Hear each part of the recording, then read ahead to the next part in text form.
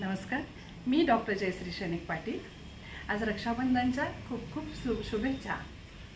आपल्या भारतीय इतिहासामध्ये या रक्षाबंधनाला खूप असं अनन्यसाधारण महत्त्व आहे।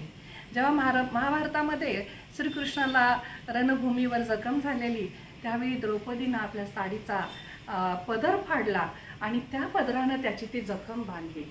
त्यावेळी श्रीकृष्णानं द्रौपदीला वचन दिलं की जेव्हा जेव्हा तुझ्यावर संकट येतील तेव्हा तेव्हा मी तुझ्या संरक्षणासाठी तिथं तुझ्या पाठीशी खंबीरपणे उभा असेल।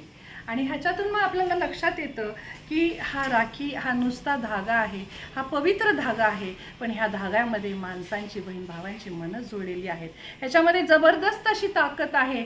बहिणीनं भावाच्या पाठीशी खंबीरपणे उभं राहायची आणि भावाने बहिणीच्या संरक्षणाची जबाबदारी घ्यायची, कारण बहीण आणि भावाच्या प्रेमाची सर कुठल्याच प्रेमाला येत नाही। आणि म्हणून पुन्हा एकदा समाजातील तमाम माझ्या सगळ्या बंधूंना रक्षाबंधनच्या खूप खूप शुभेच्छा। धन्यवाद।